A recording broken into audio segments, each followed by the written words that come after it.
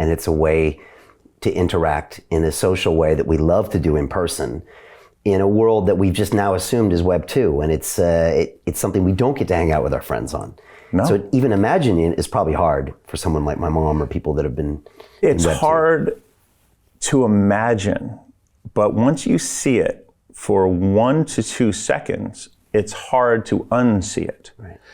So it's not hard to imagine anymore once you go to a website and instead of looking at information, you hear someone out of your left ear. Oh, so you look over there. Oh, there's somebody I can talk to. And then you move over there. You're not trapped in a box like Zoom, where you get Zoom fatigue and a kind of fight or flight reason to get anxiety in your body and you're stuck. Imagine Zoom with agency. Imagine a website with people, places, and things, the same primitives that allow us to understand this world as being real. Some of us still subscribe to the belief that this is the real world. I happen to be one of them. I'm trying to stay in it the best we can.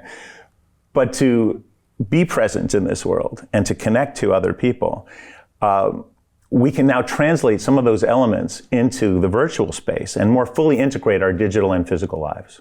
Right. And that doesn't necessarily have to include a VR component to it. No. Which a lot of people don't understand that, right? That's a very important thing to understand.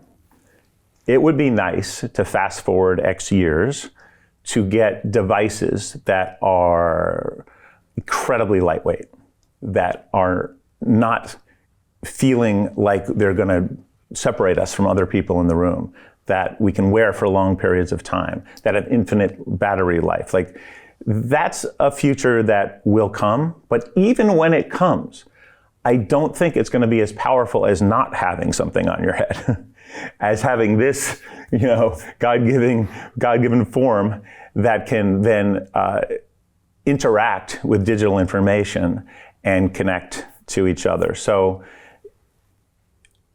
when you have a persistent virtual space where you can communicate in, the best way that we've come to the conclusion to bring it to the world is to create this analogy of the real world, persistent, always on.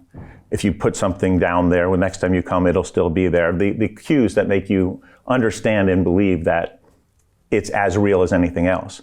Blockchain being another interesting aspect of the psychology, not only of ownership, but of independent permanence, right? So the idea that something will stay even if a certain company or game, et cetera, dies, gives you that notion, that feeling that it's real. Mm-hmm. So now imagine a virtual space that exists independent of us.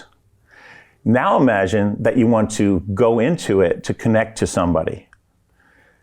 It doesn't matter if you choose to wear goggles. That's okay. Nothing against you for that. I mean, I think there's actually immense benefit for some of that immersion for certain use cases. But what if you're in the car and you just want to tap in and talk to somebody? Well, you should be able to say, go in, goes to somebody there. Now, maybe within this environment, my avatar shows up because we're in a different device and we see you that way. But if I'm in the car, I just want audio.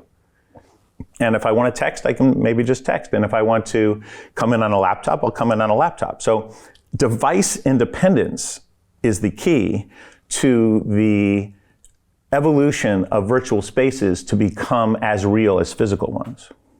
And I think the big thing that I learned about the metaverse is all of us are in metaverses. A WhatsApp group is a metaverse. A Zoom call is a metaverse. Exactly. Whenever we're digitally connecting with each other, maybe a phone call was the original low-tech version of it, like you said. And so when people get that realization, you're like, okay, but it feels very simple in 2D. And you're like, well, what about if that was just better? Yeah. What if it was better from the perspective of enhancing our humanity instead of pulling us apart, instead of disconnecting us? Right. What if we could take the next generation of technology and instead of keep rolling down the path where it's destroying the very essence of what we are, people who want to connect, and at least starts to turn back towards what will give us purpose, allow us to build better relationships, give us the tools necessary to live better lives. I think we have that opportunity now. To continue watching the rest of the episode for free, visit our website londonreal.tv or click the link in the description below.